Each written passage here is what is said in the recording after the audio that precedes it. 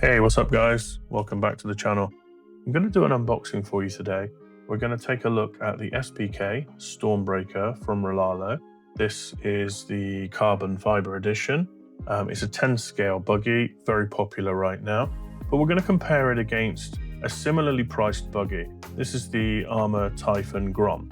Now it's a 14 scale, and of course the RLAARLO is a 10 scale, but they are the same price. And I wanted to do the comparison based on budget because that's generally where people start. So if you have a budget of $250 or £200 for a new buggy, what are your options? Well, traditionally, you would have to go with something like the ARRMA at a 14 scale, and that's pretty much all you would get. However, RLAARLO have brought out the 10 scale buggy at that same price point. So how does it compare? Let's find out. As we go along, we'll keep a track of the pros and cons on this table here, and then we can review at the end. So let's take a look inside the box for the RLAARLO. And as we see here, we've got some instruction manuals, of course. And then we've got some stickers here. That's kind of cool. It's nice to see. And then what looks like some decals for the car. That's quite nice. And then the tool, as we look inside the tool pack, we see that we've got a wrench, we've got the standard Allen keys and so on and so forth. But it's nice to see that we've got some shims for the diff, as well as replacement sticky pad for the ESC, it looks like. So that's quite nice. And as we look through the rest of the bag here, we can see that we've got some battery straps, which is really handy because it comes with the bigger tray for the bigger batteries. With a standard USB charger, and then this is really cool. So it looks like it comes with a tire pen. Not seen those for a long time. Pretty cool though. First impressions here of the ARRMA are that it doesn't seem to be packaged as well as the RLAARLO. It's just got this cardboard piece in the top to stop things from moving around.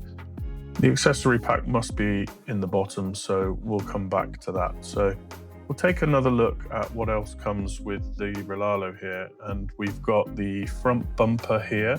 I think you have an option as to run with it or without it. And then here we've got the spoiler. So the spoiler or the wing, it's not connected, so we can add that. And then, as we mentioned earlier, it comes with the larger battery tray, so you can add the full-size batteries, which is a really nice touch. And here we've got a rechargeable battery for the transmitter. It's actually an 18650 lithium-ion battery, which is really nice. Good quality battery. So as we look into the box for the Typhon, it just sort of pulls out, which I know it had the cardboard piece on the top to stop it from rolling around, but I would have expected it to be secured in the box perhaps a little better. So compare that to the RLAARLO here, and the RLAARLO appears to be sort of secured in the box much better. But anyway, let's move on to what else we get inside the ARRMA box here. We can pull this apart. We've got the transmitter on the underside, and then finally we get hold of the accessory pack. So let's take a look inside here and see what we get.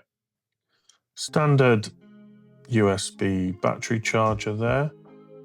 This is quite cool. You get a nice tool pack here. It's kind of like a all-in-one screwdriver with wheel wrench. That's quite a nice little touch there. Then we've got some form of card here, which has, oh, I see. It's got some QR codes on there for support and showcase video and whatnot. Okay. Looking back through, we've got AA batteries for the transmitter. I mean, it's good that it comes with batteries, that's okay. But when you compare it to the rechargeable lithium-ion battery you get with RLAARLO, that's just annoying, really. And then we've got the instructions and the quick start guide, and that's all we get with the ARRMA there.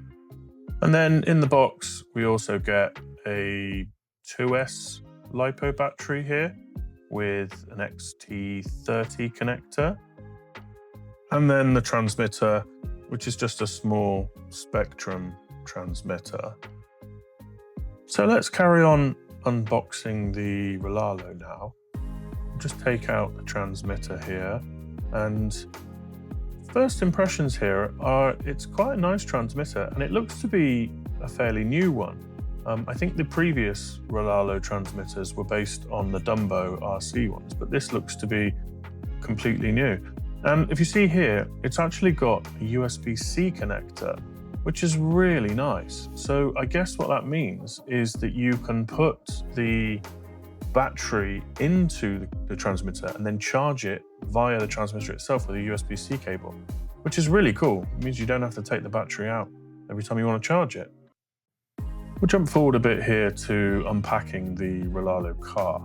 And as I mentioned, it does seem to be packaged much more securely. It's actually cable tied into the box, which is nice to see. So we'll just unpack that and we'll take a look at the car itself.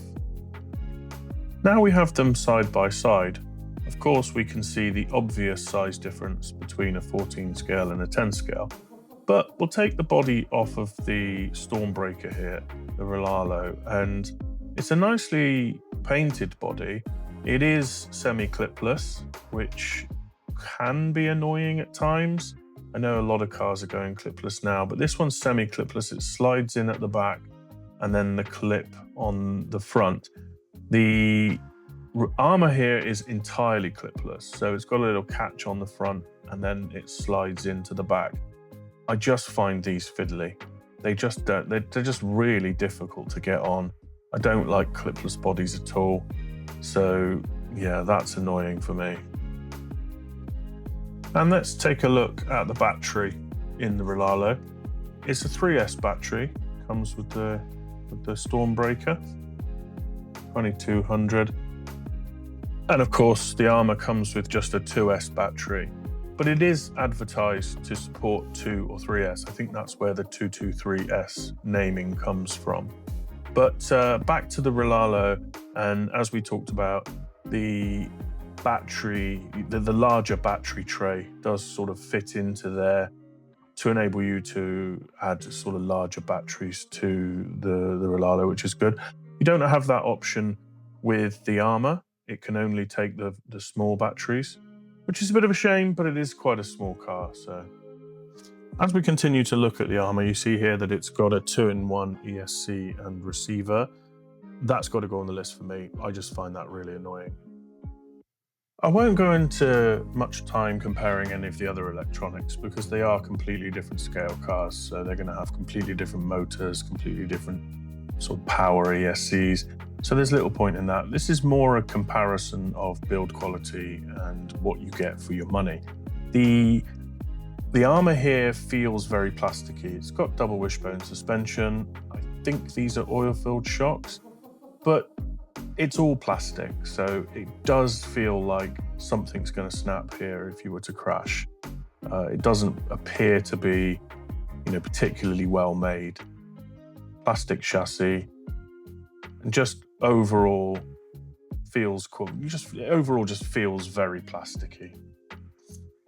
Over on the RLAARLO, we see we've got lots more metal components, including the chassis here, which is aluminium. Although this is the carbon edition, and the carbon edition here seems to just have carbon inlays in the arms here. On the other RLAARLO carbon edition cars, the chassis is carbon fiber, which doesn't appear to be the case here, and I'm not entirely sure why that is. It would have been nice to see a carbon fiber chassis here, but everything else does feel a little bit more premium.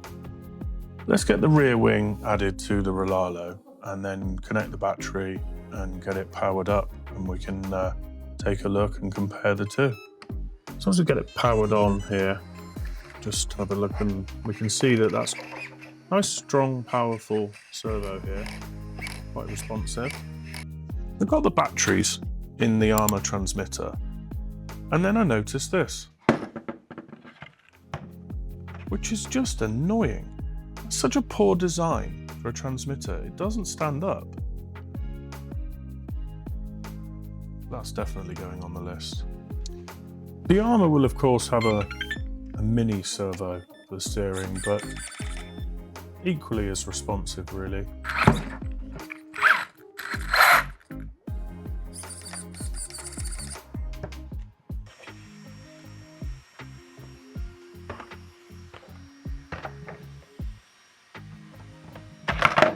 can't get my head around that. Why not just make the bottom flat so it stands up? Seems bizarre. So let's reattach these shells. Again, I mentioned I don't like these clipless shells, but the RLAARLO's not too bad. It's quite easy to locate the rear connection. The ARRMA though, it's fiddly. I just don't like it.